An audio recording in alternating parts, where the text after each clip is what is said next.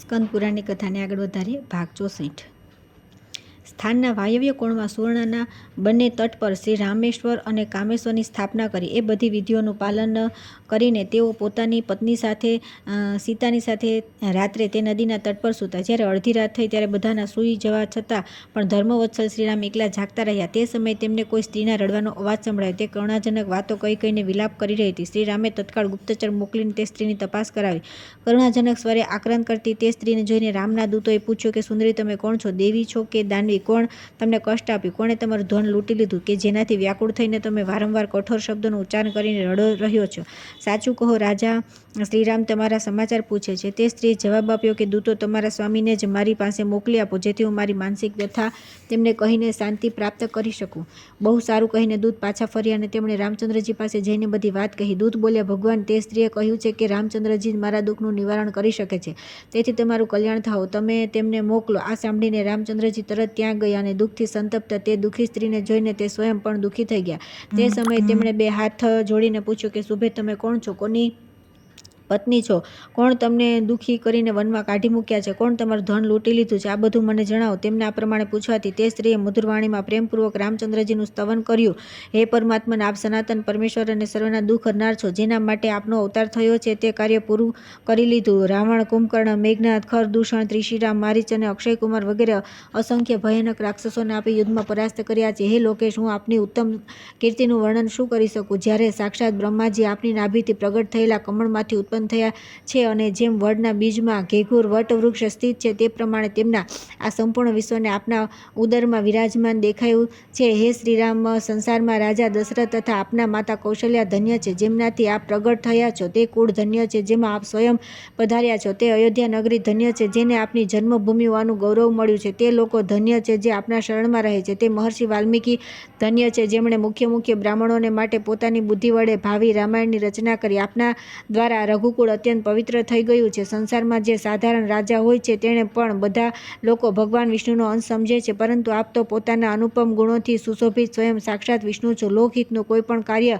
જેને કરવાનો વિચાર કરીને આપે અહીં અવતાર લીધો છે, જે કરતા આપના માર્ગમાં કોઈ વિઘ્ન ન આવે. આ પ્રમાણે સ્તુતિ કરીને તેણે રામજીને કહ્યું કે હે રઘુનંદન, તમારા જેવા સ્વામી હોવા છતાં હું જે ઘણા સમયથી સૂની થઈ ગયું છું તે આપનો જ દોષ છે. હું ધર્મારણ્ય ક્ષેત્રની અધિદેવતા છું. આજે 12 વર્ષ થઈ ગયા હું અહીં દુઃખમાં ડૂબીને રહું છું. હે મહામતે, આજથી આપ અહીંની નિર્જનતા દૂર કરી દો. આ તીર્થમાં નિવાસ કરનારા બ્રાહ્મણ લોહાસુરના ભયથી બધી દિશાઓમાં ભાગી ગયા છે. તેમની સાથે બધા વૈશ્ય પણ દુઃખી થઈને જુદા જુદા સ્થાનોમાં ચાલ્યા ગયા છે. જોકે દેવતાઓએ અહીં આક્રમણ કરીને તે મહામાયાવી દુર્જય અને દુર્ઘટ દૈત્યને મારી નાખ્યો છે, છતાં તેના ભયથી અત્યંત શંકિત રહેનારા મનુષ્ય આજ સુધી અહીં પાછા આવતા નથી. 12 વર્ષ વીતી ગયા. અહીંનું દરેક ઘર અનાથની જેમ સૂનું સામ પડ્યું છે. જે વાવડીમાં સ્નાન અને દાન કરનારાઓની ભીડ થતી હતી તેમાં આજે ભૂંડો નહાય છે. જ્યારે બ્રાહ્મણો નિરંતર સામવેદનું ગાન કરતા હતા ત્યાં આજે શિયાળો ભયંકર અવાજે રડી રહ્યા છે. જ્યાં ઘેર ઘેર અગ્નિહોત્રનો ધુમાડો નીકળતો હતો ત્યાં અત્યંત ભયંકર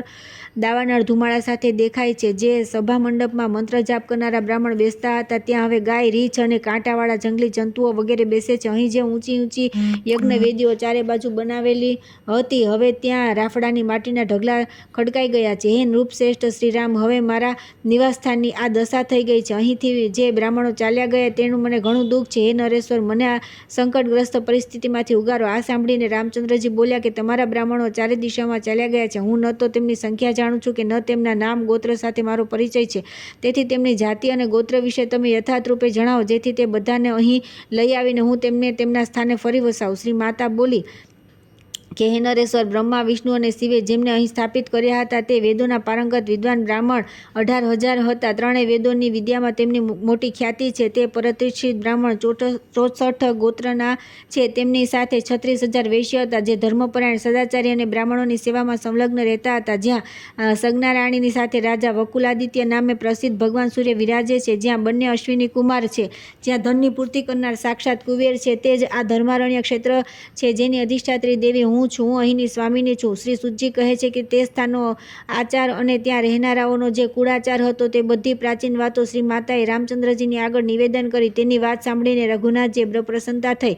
તેમણે કહ્યું કે તમે મને બધી સત્ય વાત કહી દો, તેથી હું આ નામે અહીં નગર વસાવીશ. આ નગર ત્રણેય લોકમાં સત્ય મંદિરના નામે વિખ્યાત થશે. આ પ્રમાણે કહીને રામચંદ્રજીએ પોતાના 1,00,000 સેવકોને બ્રાહ્મણોને બોલાવી લાવવા માટે મોકલ્યા અને કહ્યું કે જે દેશ પ્રદેશ, નદી તટ, વન અથવા ગામમાં જ્યાં જ્યાં ધર્મારણ્ય નિવાસી બ્રાહ્મણ ગયા હોય ત્યાંથી અર્ધ્ય, પાદ્ય વગેરે દ્વારા તેમની પૂજા કરીને તેમને અહીં તરત લઈ આવો. હું અત્યારે જ અહીં ભોજન કરીશ, ત્યારે તે શ્રેષ્ઠ બ્રાહ્મણોના દર્શન કરી લઈશ. ભગવાનનો આ આદેશ સાંભળીને તેમના આજ્ઞાપાલક દૂત બધી દિશાઓમાં ગયા. તેમણે બધા બ્રાહ્મણોને શોધી કાઢ્યા અને તેમને પ્રાપ્ત કરીને બધા ખૂબ પ્રસન્ન થયા. તેમણે શાસ્ત્રોક્ત વિધિથી આર્ધ્ય, પદ્ય વગેરે દ્વારા તે બધાની પૂજા કરી, સ્તુતિ કરી અને વિનયયુક્ત વર્તાવ કરી રામચંદ્રજીનો અનુરોધ સંભળાવીને તે બધાને ધર્મારણ્ય આવવા માટે આમંત્રિત કર્યા. ત્યાર પછી તે બધા વેદ શાસ્ત્ર પરાયણ બ્રાહ્મક સેવકોની સાથે ત્યાં જવા માટે તૈયાર થયા અને બહુ જ આદરપૂર્વક શ્રી રામની પાસે ગયા. તેમને જોઈને દશરથ નંદન મહારાજ રામના અંગોમાંથી હર્ષથી રોમાંચ થયો અને તેમણે પોતાને કૃતાર્થ માન્યો.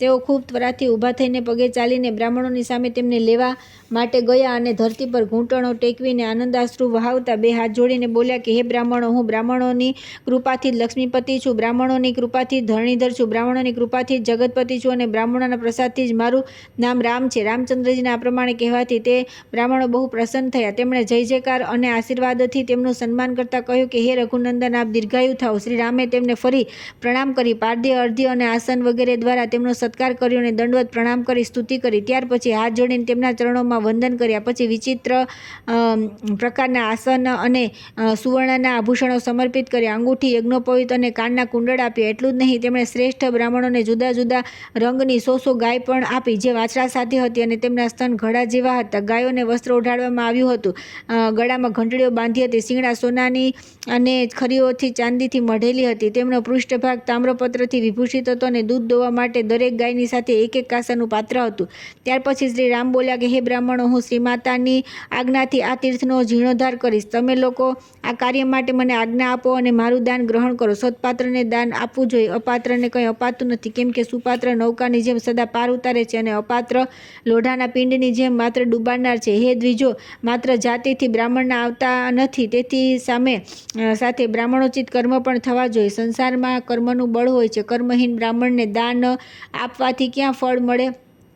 તેથી સત્યવાદી બ્રાહ્મણો જ પરમ પૂજનીય માનવામાં આવ્યા છે. હવે યજ્ઞ કાર્ય પ્રારંભ થવાનું છે, તેમાં તમે લોકો સદા કૃપા કરજો. ત્યારે તે બધા બ્રાહ્મણો મળીને આપસમાં વિચાર કરવા લાગ્યા કે તેમાંથી થોડા બ્રાહ્મણોએ રામચંદ્રજીને આ પ્રમાણે કહ્યું કે હે રઘુનંદન, અમે બધા શીલોચ્છ વૃત્તિથી જીવિકા ચલાવનાર છીએ, પૂર્ણ સંતોષનો આશ્રય લઈને ધર્માનુષ્ઠાન કર્યા કરીએ છીએ, તેથી અમારું દાન લેવામાં કોઈ પ્રયોજન નથી.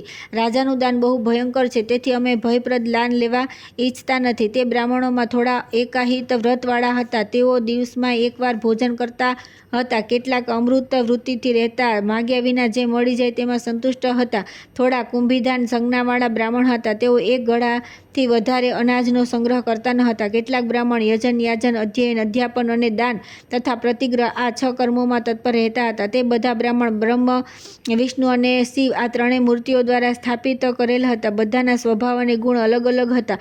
થોડા બ્રાહ્મણ આ પ્રમાણે બોલ્યા, અમે લોકો બ્રહ્મા, વિષ્ણુ અને શિવ આ ત્રણેયની આજ્ઞા લીધા વિના કઈ રીતે દાનનો સ્વીકાર કરી શકે? જ્યાં સુધી બ્રહ્મા, વિષ્ણુ વગેરે દેવતાઓએ કહ્યું કે તમે, ત્યાં સુધી અમે કોઈના તાંબુલનો પણ સ્વીકાર કર્યો નથી. આ સાંભળીને રામચંદ્રજી મહાત્મા વશિષ્ઠજી સાથે ચર્ચા કરી અને ગુરુની સાથે તેમણે બ્રહ્મા, વિષ્ણુ તથા શિવ વગેરે દેવતાઓનું સ્મરણ કર્યું. સ્મરણ કરતાં જ બધા દેવતાઓ ત્યાં આવી પહોંચ્યા. તેમના વિમાનોની હારમાળા કોટી કોટી સૂર્યની જેમ પ્રકાશિત થઈ રહી હતી. શ્રી રામે બહુ પ્રસન્નતા સાથે તે બધાનું યથાયોગ્ય પૂજન કર્યું અને તે બધું વૃત્તાંત જણાવતા કહ્યું કે હું આ ક્ષેત્રના અધિદેવીના કહેવાથી અહીં ધર્મારણ્ય હરિક્ષેત્રમાં ધર્મકૂપની પાસે જીર્ણોદ્ધાર કરવા ચાહું છું. ત્યાર પછી તે બધા બ્રાહ્મણો ત્રણેય મૂર્તિઓને પ્રણામ કરીને પ્રસન્ન થઈ ગયા. તેમનો મનોરથ સફળ થઈ ગયો. તેમણે અર્ધ્ય, પાદ્ય વગેરેની વિધિ પ્રમાણે શ્રદ્ધાપૂર્વક તેમનું પૂજન ન કર્યું. તે ત્રણેય દેવતા, બ્રાહ્મણ, વિષ્ણુ અને શિવે ક્ષણવાર વિશ્રામ કરી વિનયપૂર્વક હાથ જોડેલા મહાશક્તિશાળી શ્રી રામચંદ્રજીને કહ્યું કે હે સૂર્યવંશ વિભૂષણ રામ,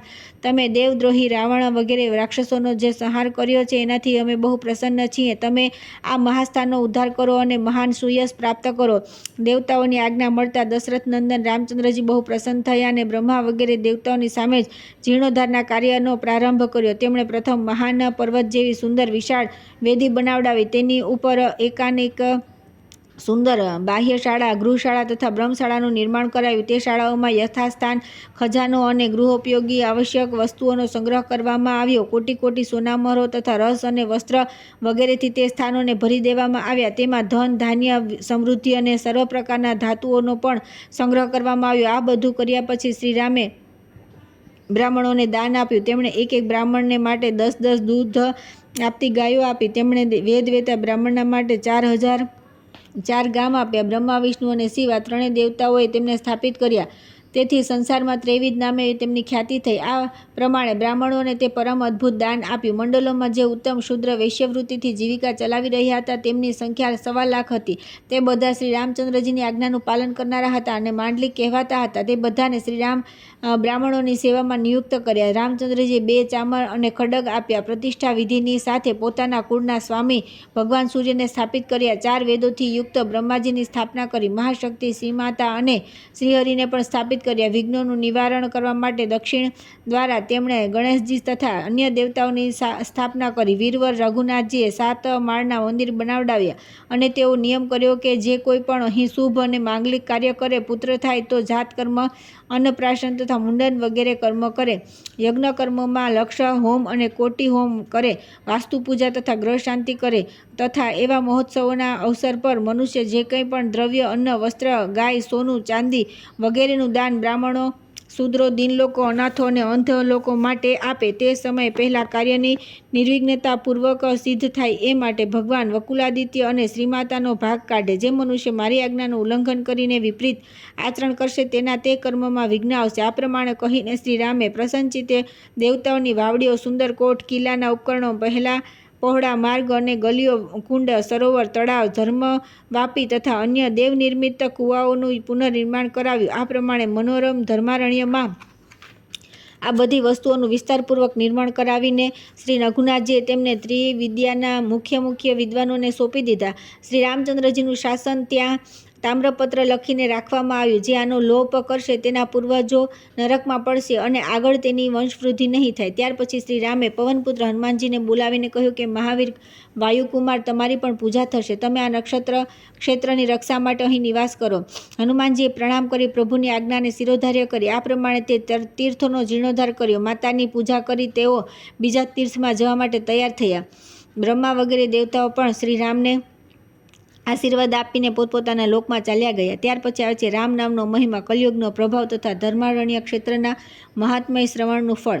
વ્યાસજી કહે છે કે જે લોકો રામ રામ રામ આ મંત્રનું ઉચ્ચારણ કરે છે, ખાતા પીતા, સૂતા ચાલતા અને બેસતા સમતે સુખમાં કે દુઃખમાં રામ મંત્રના જપ કરે છે, તેમને દુઃખ, દુર્ભાગ્ય, આદિ વ્યાધિનો ભય રહેતો નથી. તેમનું આયુષ્ય, સંપત્તિ અને બળ દરરોજ વધતા જાય છે. રામનું નામ લેવાથી મનુષ્ય ભયંકર પાપોથી છૂટી જાય છે. તે નરકમાં પડતો નથી અને અક્ષય ગતિને પ્રાપ્ત થાય છે. આ પ્રમાણે રામચંદ્રજીએ તીર્થોના ઉદ્ધારનું કાર્ય સંપૂર્ણ કર્યું. પૂરું કરીને બ્રાહ્મણોની પરિક્રમા કરી તેમને પ્રણામ કર્યા અને ગાયો, ઘોડા, ભેંસ તથા રથ વગેરેનું ઘણું દાન આપીને તેઓ સેના સાથે પાછા આવ્યા. ક્રમશઃ અયોધ્યા નગરીમાં આવીને તેમણે દીર્ઘકાળ સુધી રાજ્ય કર્યું. યુધિષ્ઠિરે પૂછ્યું કે હે મુનિ, કળિયુગ પ્રાપ્ત થતાં સંસારમાં કેવો ભય ઉત્પન્ન થાય છે? વ્યાસજી બોલ્યા કે હે રાજન, કળિયુગમાં લોકો અસત્યવાદી અને સાધુ પુરુષની નિંદા કરનારા થશે. તે બધા લૂંટારાઓમાં કર્મ કરનારા તથા પિતૃભક્તિથી દૂર થશે. પોતાના જ ગોત્રની સ્ત્રીઓ સાથે રમણ કરનારા અને ચપળતાના ચિંતનમાં તત્પર રહેશે. બધા એકબીજાના વિરોધી, બ્રાહ્મણ દ્વેષી તથા શરણાગતોનો વધ કરનારા હશે. કળિયુગ શરૂ થતાં બ્રાહ્મણો વેદભ્રષ્ટ, અહંકારી, વેશ્યો જેવા આચાર, કૃષિ, ગૌરક્ષા અને વેપારમાં તત્પર અને સંધ્યાકર્મનો લોપ કરનારા થશે. શાંતિના સમયે શૂરવીરતાની ડીંગ હાંકનાર અને ભય પ્રાપ્ત થાય ત્યારે અત્યંત દીન થશે. શ્રાદ્ધ અને તર્પણથી દૂર રહેશે. અસુરો જેવા આચારવાળા તથા વિષ્ણુ ભક્તિથી રહિત હશે. બીજાનું ધન પડાવી લેવાની ઈચ્છાવાળા અને વ્યાજખાઉ થશે. બ્રાહ્મણ નહાયા વિના ભોજન ન કરશે. ક્ષત્રિયો યુદ્ધનું નામ સાંભળીને ભાગી જશે. કળિયુગમાં બધા લોકો દુષ્ટ નિવૃત્તિવાળા તથા મલિન થશે. મદિરાપાન અને જે લોકો યજ્ઞના અધિકારી નથી તેમની પાસે પણ યજ્ઞ કરાવશે. સ્ત્રીઓ પતિનો દ્વેષ કરનારી તથા પુત્ર પિતાથી વેર રાખનારો થશે. કળિયુગના શૂદ્રો ભાઈ સાથે શત્રુતા રાખશે. બ્રાહ્મણ ધનસંગ્રહમાં તત્પર થઈ ગાયનું દૂધ, દહીં અને ઘી વેચશે. કળીકાળમાં ગાયો મોટે ભાગે દૂધ આપતી નથી. વૃક્ષોમાં કદી ફળ લાગતા નથી. લોક કન્યા વિક્રય કરશે. ગાયો અને બકરીને પણ વેચશે. વિષ વિક્રિય તથા રસ વિક્રિય કરશે. કળિયુગના બ્રાહ્મણ વેદ વિચરશે. સ્ત્રીઓ 11 વર્ષની આયુમાં જ ગર્ભધારણ કરશે. મોટા ભાગના લોકો એકાદશીના ઉપવાસ નહીં કરે. તીર્થયાત્રામાં બ્રાહ્મણોની પ્રવૃત્તિ નહીં હોય. બ્રાહ્મણ વધારે ખાનાર અને વધારે સૂઈ રહેનાર થશે. બધા લોકો છળકપટથી જીવિકા ચલાવનાર તથા વેદોની નિંદામાં તત્પર હશે. સંન્યાસીઓની નિંદા કરશે અને પરસ્પર એકબીજાને છેતરનારા હશે. કળિયુગમાં સ્પર્શાસ્પર્શના દોષને માનશે નહીં. ક્ષત્રિયો રાજ્યથી વંચિત હશે ને મલેચ્છ રાજા થશે. મોટે ભાગે બધા વિશ્વાસઘાતી, ગુરુદ્રોહી, મિત્રદ્રોહી તથા કર્મદ્રોહી હશે.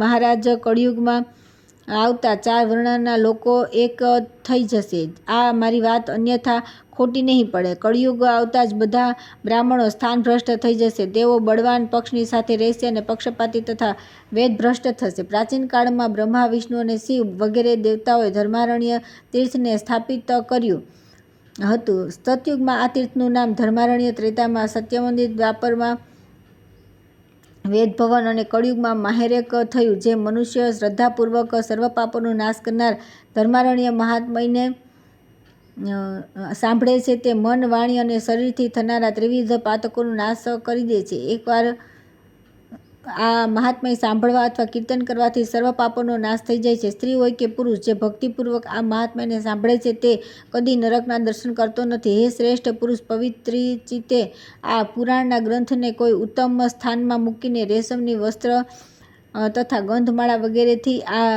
ગ્રંથની પૂજા કરવી જોઈએ. કથા સમાપ્ત થયા પછી વાચકની પણ પૂજા કરવી. સુંદર વસ્ત્ર આપે, ગંધમાળા અને ચંદન વગેરેથી દેવતાઓની જેમ પૂજા કરીને વાચકને દુધાળ ગાયનું દાન આપવું. ધર્મારણ્ય મહાત્મય સંપૂર્ણ. ત્યાર પછી આવશે ચાતુર્માસ મહાત્મય.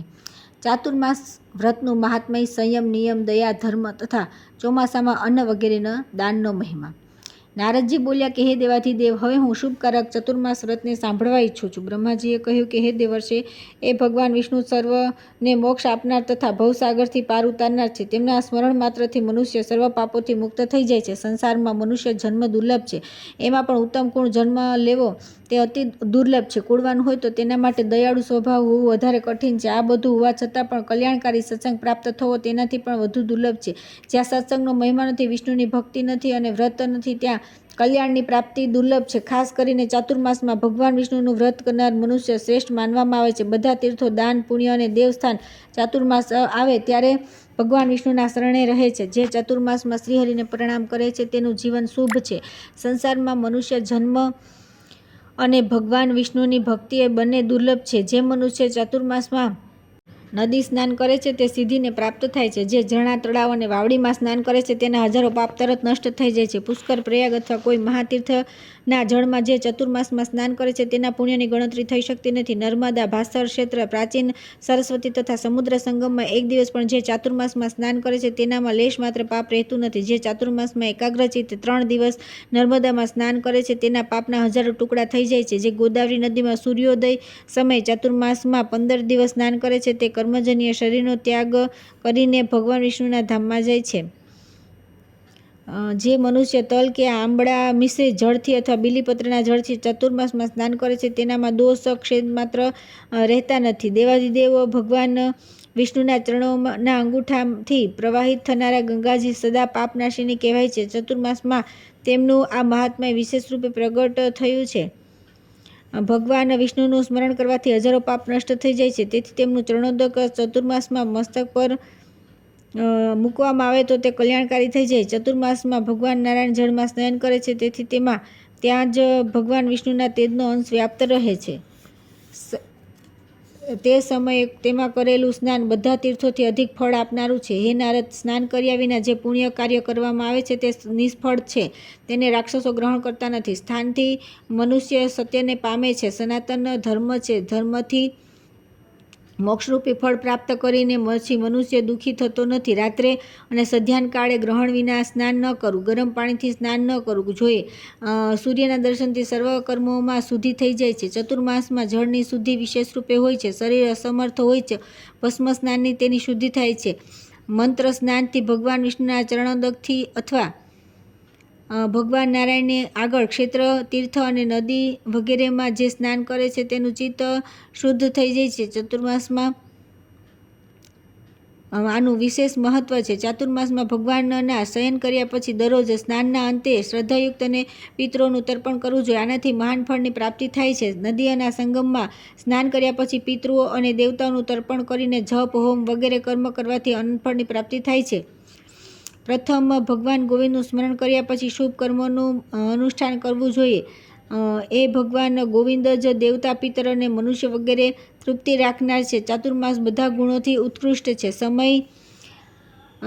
છે તેમાં ધર્મયુક્ત શ્રદ્ધા તથા સ્મૃતિથી પવિત્ર સમસ્ત કર્મોનું અનુષ્ઠાન કરવું જોઈએ. સત્સંગ, બ્રાહ્મણ ભક્તિ, ગુરુ, દેવતા અને અગ્નિનું તર્પણ, ગૌદાન, વેદપાઠ, સત્કર્મ, સત્યભાષણ, ગૌભક્તિ અને દાનમાં પ્રેમ, આ બધા સદા ધર્મના સાધન છે. ભગવાન વિષ્ણુના શયન કર્યા પછી ઉક્ત ધર્મોની સાધના અને નિયમ પણ મહાન ફળ આપનારું હોય છે. 2 ઘડી પણ ભગવાન વિષ્ણુનું ધ્યાન અને તે નિરંજન પરમેશ્વરના સેવનથી જો 100 જન્મનું પાપ ભસ્મ થઈ જાય છે. જો મનુષ્ય ચાતુર્માસમાં ભક્તિપૂર્વક યોગના અભ્યાસમાં તત્પર ન થયો તો ખરેખર તેના આત્માથી અમૃત ઢોળાઈ ગયું. બુદ્ધિમાન મનુષ્ય હંમેશા મનને સંયમમાં રાખવાનો પ્રયત્ન કરવો જોઈએ, કેમ કે મનને જો વશમાં હોય તો જ પૂર્ણપણે જ્ઞાનની પ્રાપ્તિ થાય છે. તેથી ક્ષમાના માધ્યમથી મનને વશ કરવું જોઈએ. એક જ માત્ર સત્ય પરમ ધર્મ છે.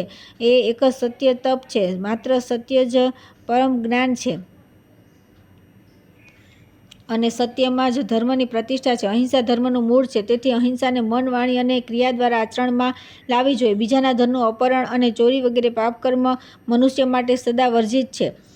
ચતુર્માસમાં આવા કર્મોથી વિશેષ રૂપે બચવું જોઈએ. બ્રાહ્મણ તથા દેવ સંપત્તિનો ત્યાગ કરવો જોઈએ. ન કરવા યોગ્ય કર્મોનું આચરણ વિદ્વાન પુરુષ માટે સદૈવ ત્યાજ્ય છે. હે નારદ, જે સંપૂર્ણ કાર્યોમાં નિષ્કામ ભાવે પ્રવૃત્ત થાય છે, જેનામાં અહંકાર બુદ્ધિનો અભાવ છે, જે જ્ઞાન દ્રષ્ટિથી જુએ છે, આવો પુરુષ જ મહાન જ્ઞાની અને યોગી હોય છે. મનુષ્યમાં શરીરમાં આ અહંકાર વિષ છે, તેથી તે હંમેશા ત્યાગી દેવા યોગ્ય છે. મનુષ્ય કામના ત્યાગ દ્વારા લોભ અને ક્રોધને જીતે. આવા મનુષ્યના હજારો પાપો તેના શરીરમાંથી નીકળી હજારો ટુકડા થઈને નષ્ટ થઈ ગયા છે. પણ શાંતિ દ્વારા મોહ અને મનને જીતીને વિચારપૂર્વક શાંતિભાવને અપનાવવો જોઈએ. સંતોષથી શાંતિ મળે છે. જે પોતાની કોમળતા અને સરળતા દ્વારા ઈર્ષાભાવને દબાવી દે છે તે મુનીશ્વર છે. ચાતુર્માસમાં જીવદયા વિશેષ ધર્મ છે. પ્રાણીનો દોહ કરવો અને કદી ધર્મ માનવામાં આવ્યો નથી. તેથી સદા કોઈ પણ સમય પ્રાણીદ્રોહ ન કરવો જોઈએ. મનીષી પુરુષો આ ભૂતદ્રોહને હજારો પાપોનું મૂળ કહે છે. તેથી મનુષ્ય સદા પ્રયત્ન કરીને પ્રાણીઓની પર દયા કરવી જોઈએ. બધા પ્રાણીઓના હૃદયમાં સદા ભગવાન વિષ્ણુ વિરાજમાન રહે છે. જે તે પ્રાણીઓનો દ્રોહ કરે છે તેના દ્વારા ભગવાનનો તિરસ્કાર થાય છે. જે ધર્મમાં દયા નથી તે દૂષિત મનાયો છે. દયા વિના ન વિજ્ઞાન હોય છે, ન ધર્મ હોય છે અને ન જ્ઞાન પણ હોય છે. તેથી બધા પ્રાણીઓ પ્રત્યે આત્મભાવ રાખીને તેના પર દયા કરવી એ સનાતન ધર્મ છે, જે બધા પુરુષો દ્વારા સદા સેવન કરવા યોગ્ય છે. બધા ધર્મોમાં દાન ધર્મની વિદ્વાનો સદા પ્રશંસા કરતા હોય છે. વેદમાં અન્નને બ્રહ્મ કહ્યું છે. અન્નમાં પ્રાણીઓની પ્રતિષ્ઠા છે.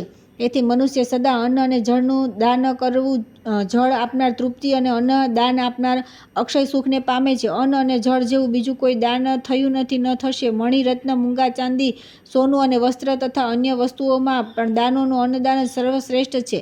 ચાતુર્માસમાં અન્ન અને જળનું દાન, ગોદાન, પ્રતિદિન વેદપાઠ અને અગ્નિમાં હવન, આ બધા મહાન ફળ આપનારા છે. જો ભગવાન વિષ્ણુની સાથે સમાગમ માટે વિષ્ણુધામમાં જવાની ઈચ્છા હોય તો તમામ પાપોના નાશ માટે ચાતુર્માસમાં અન્નદાન કરવું જોઈએ. અન્નદાનથી બધા પ્રાણી પ્રસન્ન થાય છે. દેવતાઓ પણ અન્નદાતાની સ્પૃહા રાખે છે. ગુરુ અને બ્રાહ્મણોને ભોજન કરાવવું, ઘીનું દાન કરવું તથા સત્કર્મોમાં સંલગ્ન રહેવું, આ બધી વાતો ચાતુર્માસ કાળમાં જેનામાં સ્થિત છે તે સામાન્ય માણસ નથી. સત્ધર્મ, સત્કથા, સત્પુરુષોની સેવા, સંતોના દર્શન, ભગવાન વિષ્ણુનું પૂજન અને દાનમાં અનુરાગ, આ બધી વાતો ચાતુર્માસમાં દુર્લભ કહી છે. જે મનુષ્ય ચાતુર્માસમાં પિતૃઓના ઉદ્દેશથી અન્નદાન કરે છે તે સર્વ પાપોથી શુદ્ધચિત થઈને પિતૃઓના લોકમાં જાય છે. તેના અન્નદાનથી તૃપ્ત થયેલા દેવતાઓ તેને મનવાંછિત વસ્તુ પ્રદાન પ્રદાન કરે છે. કીડી પણ તેના ઘરમાંથી ભોજન લઈને જાય છે.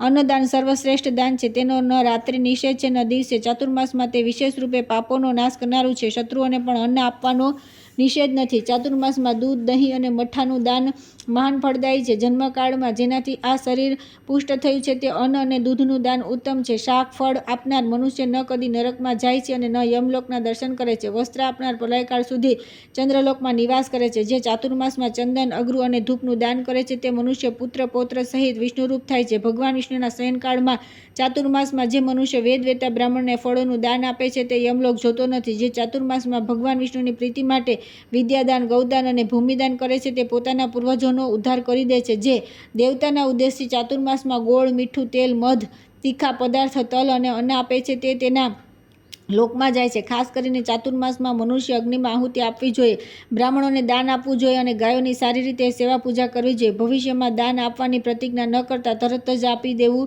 જોઈએ. મનુષ્ય જે કંઈ આપવાની ઈચ્છા કરે છે તે તરત આપી દેવું જોઈએ. જેણે આપવાનો નિશ્ચય કર્યો હોય તેને જ આપે, બીજાને નહીં. આપેલી વસ્તુને તેની પાસેથી પાછી ન લેવી. જે શ્રી હરિના શયનકાળમાં બ્રાહ્મણોને સર્વ પ્રકારનું દાન આપે છે તે પૂર્વજો સહિત પોતાને પાપોથી મુક્ત કરી દે છે.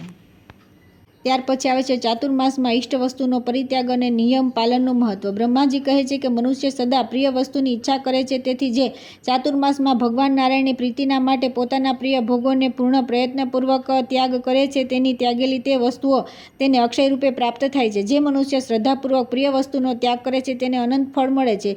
ધાતુ પાત્રનો ત્યાગ કરવાથી ખાખરાની પતરાળીમાં ભોજન કરનાર મનુષ્યને બ્રહ્મભાવને પ્રાપ્ત થાય છે. ગૃહસ્થે તાંબાના વાસણમાં કદી જમવું નહીં. ચાતુર્માસમાં તેઓ તાંબાના પાત્રમાં જમવું વિશેષ રૂપે ત્યાજ્ય છે. મદારના પાનમાં ભોજન કરનાર મનુષ્ય અનુપમ ફળ પામે છે. ચાતુર્માસમાં વિશેષતઃ વડના પાનમાં ભોજન કરવું જોઈએ. ચાતુર્માસમાં ભગવાન વિષ્ણુની પ્રીતિ માટે ગૃહસ્થ આશ્રમનો પરિત્યાગ કરી બાહ્ય આશ્રમનું સેવન કરનાર મનુષ્યનો પુનર્જન્મ થતો નથી. મરચું છોડવાથી રાજા થાય છે. રેશમી વસ્ત્રના ત્યાગથી અક્ષય સુખ મળે છે. અડદ અને ચણા છોડી દેવાથી પુનર્જન્મ થતો નથી. ચાતુર્માસમાં વિશેષ કરી કાળા રંગનું વસ્ત્ર છોડી દેવું જોઈએ. નીલા રંગના વસ્ત્રને જોવાથી દોષ લાગે છે. તેની શુદ્ધિ ભગવાન સૂર્યનારાયણના દર્શનથી થાય છે. કુસુમ રંગનો પરિત્યાગ કરવાથી મનુષ્ય યમરાજના દર્શન કરતો નથી. કેસરના ત્યાગથી તે રાજાનો પ્રિય થાય છે. ફૂલોને છોડવાથી મનુષ્ય જ્ઞાની થાય છે. સૈયાનો પરિત્યાગ કરવાથી મહાન સુખની પ્રાપ્તિ થાય છે. અસત્ય બોલવાનું ત્યાગવાથી મોક્ષના દરવાજા ખુલી જાય છે. ચાતુર્માસમાં પરનિંદાનો વિશેષ રૂપે ત્યાગ કરવો. પરનિંદા મહાન પાપ છે. પરનિંદા મહાન ભય છે. પરનિંદા મહાન દુઃખ છે અને પરનિંદાથી વધીને બીજું કોઈ પાપ નથી. પરનિંદા સાંભળનાર પણ પાપી છે. ચોમાસામાં હજામત ન કરાવે તો તેણે ત્રણેય તાપોથી રહિત થાય છે. જે ચાતુર્માસમાં નખ અને કેશ રાખે છે તેને પ્રતિદિન ગંગા સ્નાનનું ફળ મળે છે. મનુષ્ય બધા ઉપાયો દ્વારા યોગીઓના ધ્યેય એવા ભગવાન વિષ્ણુને જ પ્રસન્ન કરવા જોઈએ. સર્વ વર્ણો તથા પુરુષો દ્વારા પણ ભગવાન શ્રીહરિનું ચિંતન કરવું જોઈએ. ભગવાન વિષ્ણુના નામથી મનુષ્ય ઘોર બંધનથી મુક્ત થઈ જાય છે.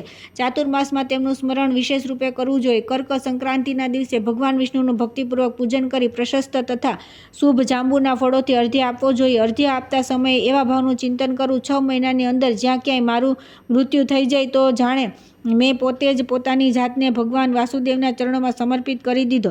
સંપૂર્ણ પ્રયત્ન કરીને ભગવાન જનાર્દનનું સેવન કરવું જોઈએ. જે મનુષ્ય ભગવાન વિષ્ણુની કથા, પૂજા, ધ્યાન અને નમસ્કાર બધું તે શ્રીહરિની પ્રસન્નતા માટે કરે છે તે મોક્ષનો અધિકારી થાય છે. સત્ય સ્વરૂપ સનાતન વિષ્ણુ વર્ણાશ્રમ ધર્મના સ્વરૂપ છે. જન્મ, મૃત્યુ વગેરે કષ્ટોનો તેમના દ્વારા નાશ થાય છે. તેથી ચતુર્માસમાં વિશેષ રૂપે વ્રત દ્વારા શ્રીહરિને જ ગ્રહણ કરવો જોઈએ. તપોનિધિ ભગવાન નારાયણના શયન કર્યા પછી પોતાના આ શરીરને તપસ્યા દ્વારા શુદ્ધ કરવું જોઈએ. ભગવાન વિષ્ણુની ભક્તિથી યુક્ત જે વ્રત કરે છે તેને વિષ્ણુ વ્રત સમજો. ધર્મમાં સંલગ્ન થવું એ તપ છે. વ્રતોમાં સર્વોત્તમ વ્રત છે બ્રહ્મચર્યનું પાલન.